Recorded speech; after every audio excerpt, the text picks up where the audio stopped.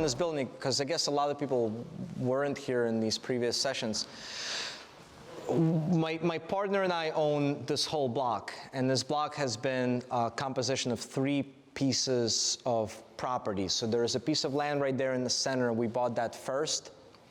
We got excited. We turned it over to our architect, and we said, design us a 3-story infill building that's going to have apartments and commercial. He designed this building. We were super excited, but it required a special use permit, so we had to get buy-in of the neighborhood. So we had our first neighborhood meeting, and it got published in the neighborhood blog, and everybody just said, it is damn ugly.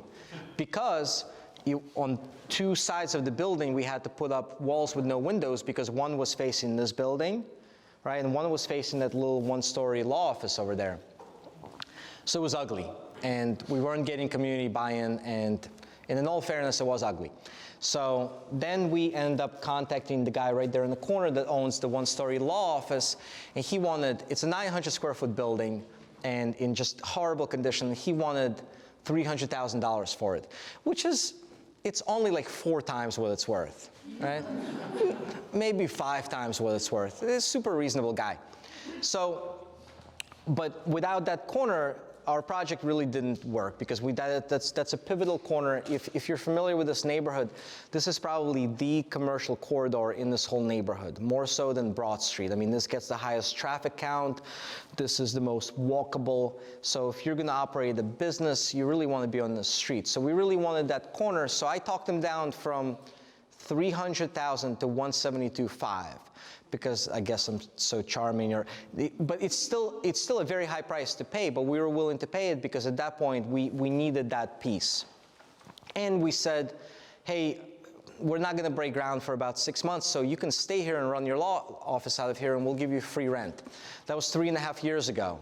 So he's just moving out just now because what happened was we designed, on those 2 parcels, we designed a 3.5-story building. It was amazing now that we had that corner. It had commercial space all on the ground floor, 27 apartments, a rooftop deck that was just going to be unbelievable, right? Great views of downtown skyline. But we needed to get a special use permit, which is basically, if you're not familiar with terminology, it's almost like a rezoning, right? A special use permit means you have to go and you have to ask to be able to do something with your property that you're not by zoning, by right allowed to do. And most of the people in the neighborhood were in support of that building. There was a small subsection that said, oh, it's 3 stories and not 2. How dare you? This is a historic neighborhood, and they fought us tooth and nail.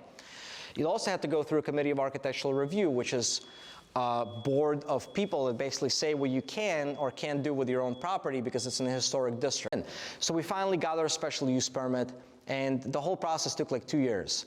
Great, we won, we're excited to build. We went and got the project repriced by our contractors now, and it came in like 30% higher because what happened in the last 5 years? Everything was skyrocketing. So we ran the numbers. It made no sense to build anymore. It was too expensive because the structural steel required and the materials required, and the building design wasn't efficient, right? We had so much common space, right? So what happens when you apply for financing?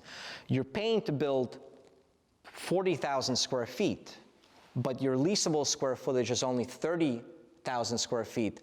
So your bank looks at what your pro forma is going to produce, and you're only collecting income on 30,000 square feet, but you're paying to build 40,000 because you have pretty inefficient building design that's super awesome and sexy, but the numbers don't work. So we went back to the drawing board, we scrapped it, and now in literally 2 months, we're going to break ground on a much more efficient 2-story building, no common area, exterior access to all the apartments, and numbers now make a lot more sense.